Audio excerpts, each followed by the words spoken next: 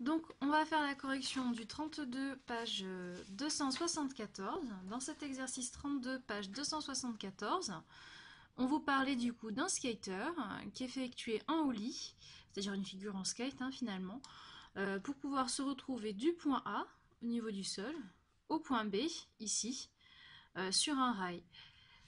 Ce qu'on vous donnait comme information, c'est que le point B, finalement, il se situe à une hauteur h, qu'on peut aussi appeler hb, ça revient au même, qui vaut du coup 0,50 mètres, puisque 50 cm, ça fait 0,50 mètres.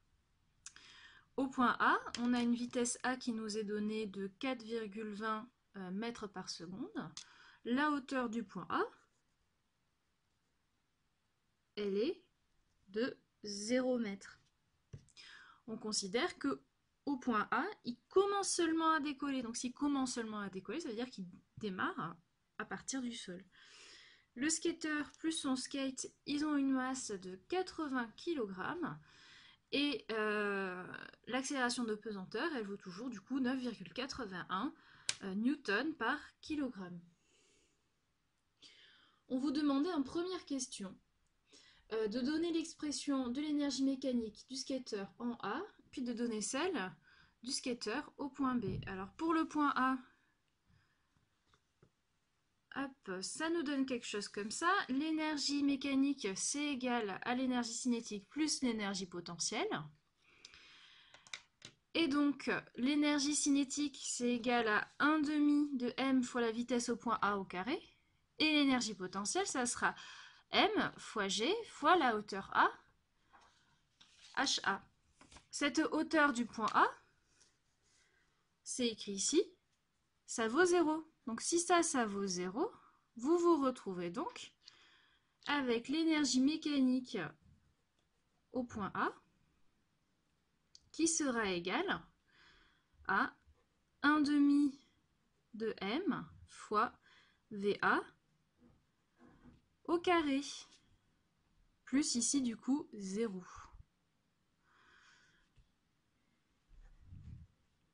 Maintenant, on passe au point B. Pour le point B, pareil du coup, l'énergie mécanique au point B, ça serait égal à l'énergie cinétique au point B, plus l'énergie potentielle au point B. Ça va donc être égal à 1 demi de la masse fois la vitesse au point B au carré, plus la masse multipliée par l'accélération de pesanteur G, fois la hauteur H, ici. Nous, on ne connaît pas VB, mais H, on connaît, c'est 0,50. Donc ici, en fait, il n'y a rien qui s'annule dans cette expression-là. Donc c'est tout pour la question 1. Pour la question 2, on vous demande si l'énergie mécanique elle va varier entre le point A et le point B. Et alors, comment on fait pour savoir si l'énergie mécanique elle varie au point A, entre le point A et le point B? On regarde quelles sont les forces appliquées à notre système. Le skater, entre le trajet du point A au point B, il est soumis à son poids. Et on nous dit que les autres forces, qui sont les forces de frottement et l'action du rail, sur le parcours AB seulement, on dit que ces forces, elles sont négligées. La seule force, c'est le poids. La seule force considérée, c'est le poids. Et le poids, c'est une force qui est conservative. Donc si la force, elle est conservative, ça veut dire que votre énergie mécanique se conserve.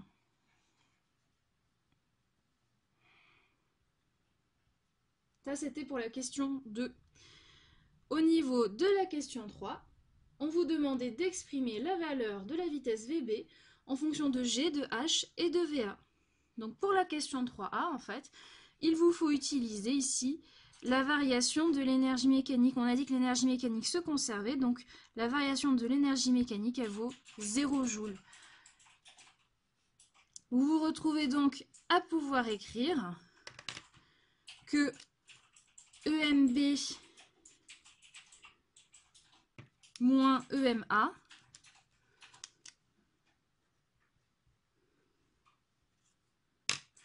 est égal à 0. Vous avez donc en fait,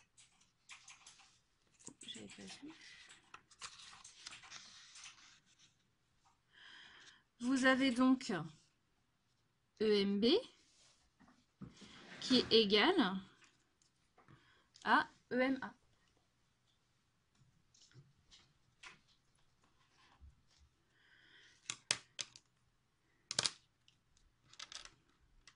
Il ne reste plus qu'à remplacer du coup par ce qu'on a trouvé au-dessus.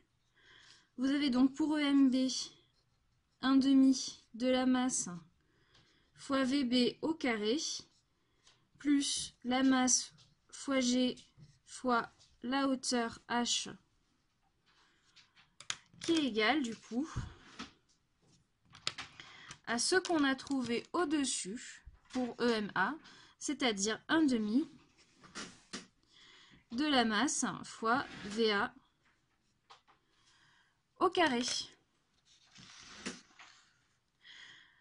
Tout ceci va pouvoir se simplifier. Si vous regardez, vous avez M ici, ici et là, on peut l'enlever. On se retrouve avec 1/2 de VB au carré plus G fois HB. HB en fait c'est la hauteur H, hein, donc G fois H, qui est égal à 1/2 de VA au carré.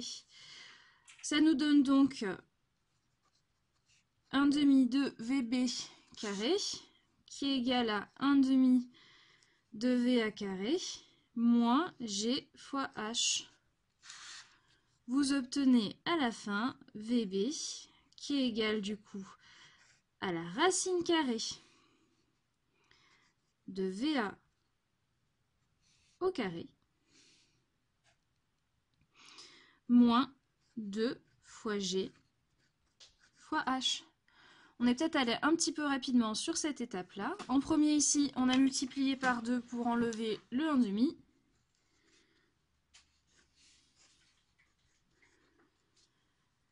Et ensuite, on a appliqué la racine carrée pour enlever du coup le carré.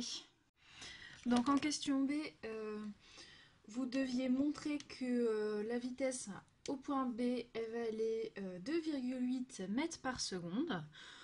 On a ici l'expression de VB, on n'a plus qu'à remplacer par les valeurs qu'on connaît. On se retrouve donc avec, ici pour la 3B,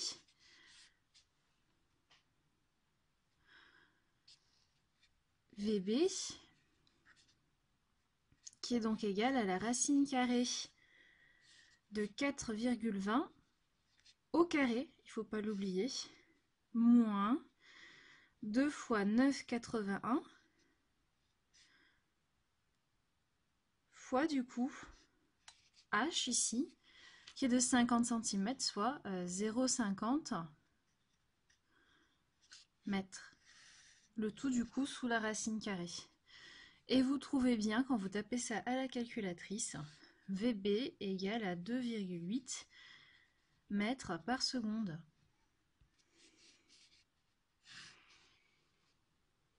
Pour la suite, on va étudier maintenant le mouvement entre le point B, c'est-à-dire ce point-là, et un point après, un point postérieur, qui sera du coup le point C.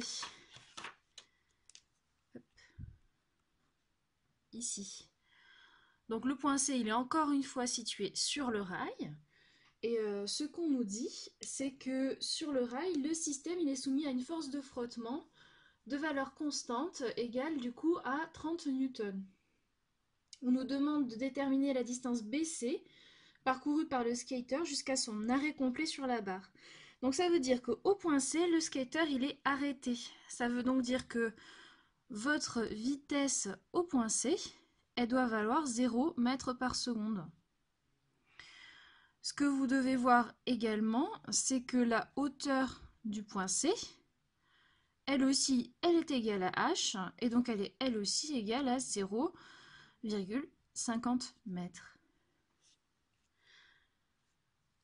Avec tout ça, il va falloir essayer de déterminer la longueur entre le point B ici et le point C là. Et alors, comment on va faire ça? Dans l'énoncé, on commence à vous parler un petit peu des forces de frottement. Et donc, c'est ça qu'il va falloir prendre en compte pour cette question 4.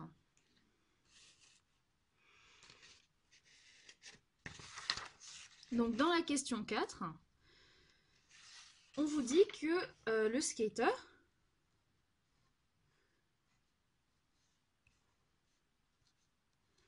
entre le point B et le point C,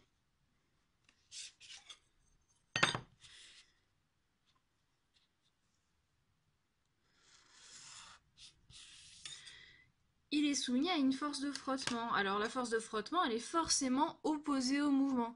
Ça veut dire que les frottements, ils vont être notamment au niveau des roulements, mais vu qu'on va considérer l'ensemble du skater et de son skate, on va se placer du coup au niveau du centre de gravité. Les frottements F, ils vont être opposés au mouvement, et donc du coup ils sont forcément horizontaux, et ils sont dans le sens opposé du mouvement, c'est-à-dire du coup ici, ils vont être vers la gauche. Le skater, il est également soumis à son poids, comme on l'a vu en question 2. Donc il est soumis au frottement et à son poids. Voilà les deux forces. Il y en a une troisième aussi. Autant pour moi, vous avez une troisième force qui est appliquée sur votre skater. La force qui permet en fait au skater de ne pas passer à travers en fait le rail ici.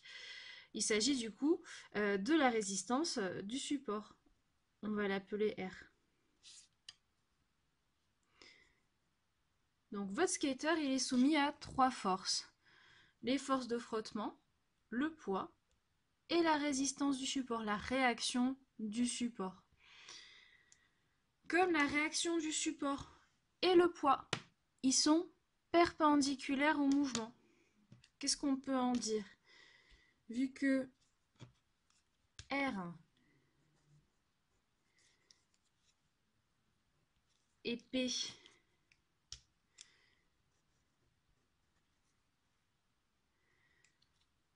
ils sont perpendiculaires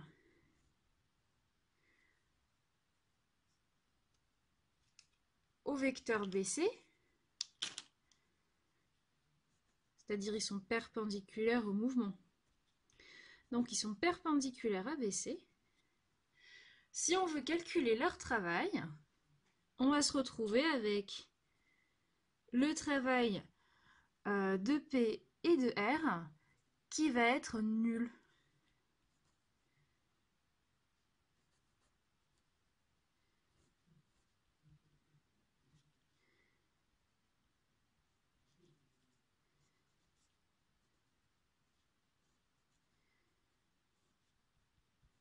Donc pour R et pour P, c'est-à-dire pour la réaction du support et pour le poids, le travail ne dépend pas en fait du trajet suivi entre B et C, puisque le vecteur BC, lui, il est toujours perpendiculaire finalement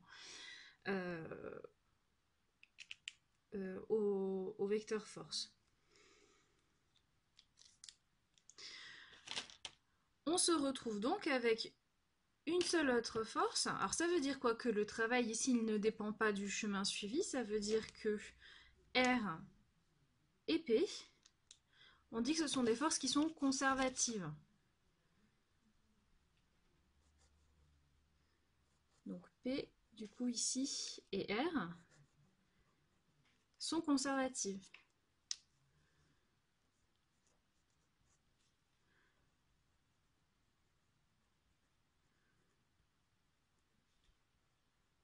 Car le travail ne dépend pas du trajet suivi.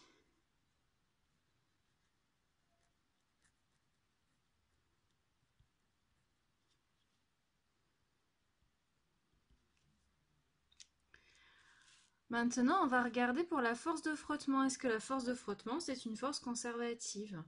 Eh bien, la force de frottement, vu qu'elle est tout le temps opposée au mouvement, elle va forcément dépendre du trajet suivi.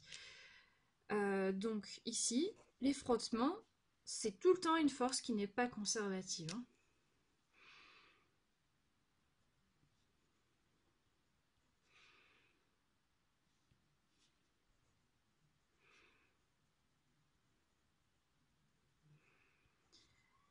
Donc s'il y a une force qui n'est pas conservative, ça veut dire que votre variation d'énergie, enfin il va y avoir une variation d'énergie mécanique qui sera différente de 0.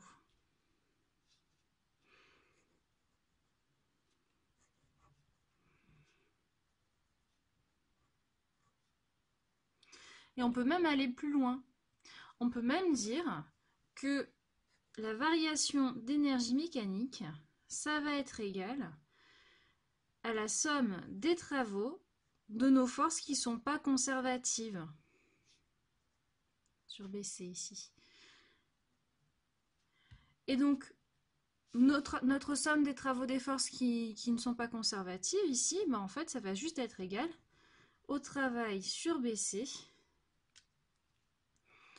de la force de frottement F.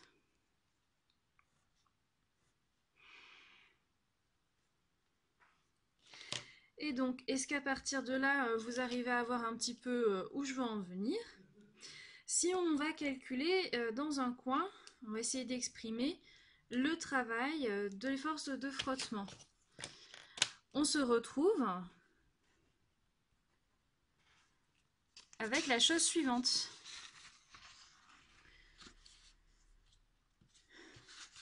Le travail sur BC de votre force F, c'est égal à F, scalaire, du coup, BC. Et donc c'est égal à la norme de F, multiplié par la norme de BC, mais en fait ça c'est ce qu'on est en train de chercher, multiplié par le cosinus de l'angle entre les deux. Et si on regarde sur notre schéma, F il va dans ce sens-là, BC il est dans ce sens-là. Entre F et BC, on a 180 degrés. Hein, je vous fais un petit schéma histoire que vous voyez bien. Vous avez BC qui est dans ce sens-là. Et F qui est comme ceci. Et donc, entre les deux, là, vous avez θ qui vaut 180 degrés. Vous vous retrouvez donc avec votre travail sur BC de votre force de frottement qui serait égal à F, la norme de F du coup, multiplié par la longueur du coup de BC, multiplié par cosinus de 180 degrés. Et alors cosinus de 180, ça c'est égal à moins 1. Vous avez donc le travail sur BC de la force F qui est égal à moins norme de F multiplié par la norme du vecteur BC.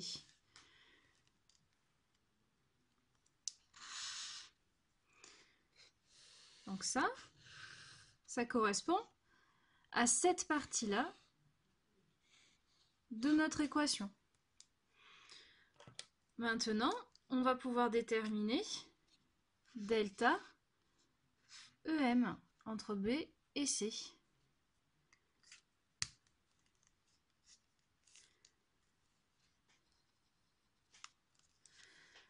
Et donc, pour déterminer delta EM entre B et C, il nous faut exprimer l'énergie mécanique au point B et l'énergie mécanique au point M. On se retrouve avec delta, la variation du coup, de l'énergie mécanique entre B et C, qui va être égale à l'énergie mécanique au point C, moins l'énergie mécanique au point B. Et donc on se retrouve à dire que ça nous donne l'énergie cinétique au point C, plus l'énergie potentielle au point C, ça c'est votre énergie mécanique ici, moins, du coup, l'énergie cinétique au point B, plus l'énergie potentielle au point B. Donc si on s'intéresse au point B et au point C, si on reprend notre schéma de tout à l'heure, on a la chose suivante. Au point B, VB, c'est plus un point d'interrogation. On sait que VB, il vaut 2,8 mètres par seconde. La hauteur, elle est de 50 cm. Et puis pour le point C, la vitesse au point C, elle vaudra 0. Et ça, on va l'utiliser tout de suite.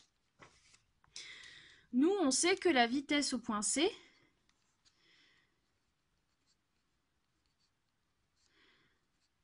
elle vaut 0. Donc on peut en conclure que l'énergie cinétique au point C, elle vaut 0 aussi.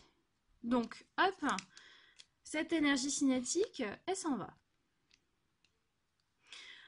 Ensuite, nous, on sait que la hauteur du point C, c'est égal à la hauteur du point B, qui est égale du coup à H. On se retrouve donc avec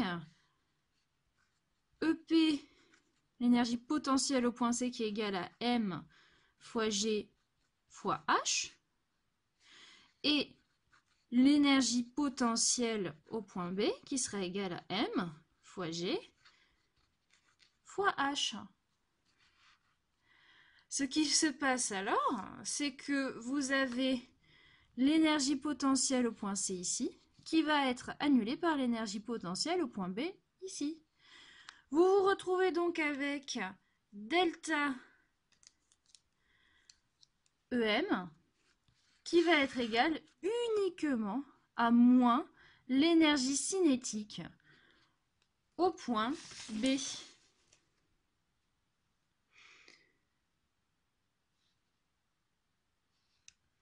Vous avez donc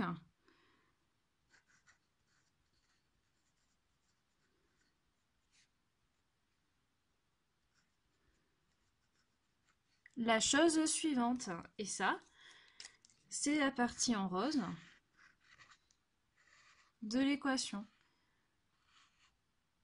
Juste au-dessus. Donc si on met tout ça ensemble, qu'on redonne notre équation qui nous donnait ici la variation de l'énergie mécanique en fonction du travail de F, on se retrouve à pouvoir écrire que delta de l'énergie mécanique entre B et C, qui est égal du coup au travail sur le trajet BC de votre force F, ça revient à dire moins EC de B, c'est ce qu'on a vu juste avant, qui est égal du coup, si on regarde ce qu'on a écrit juste avant, on a donc moins EC de B qui est égal à moins F fois BC.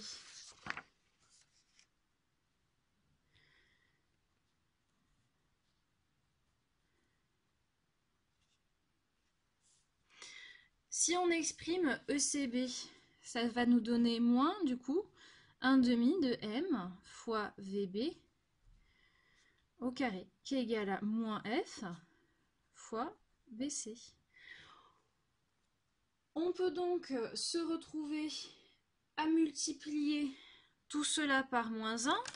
Et si on multiplie tout ça par moins 1, ici ça fait un plus là et un plus là. Nous, ce qu'on cherche, c'est la longueur BC.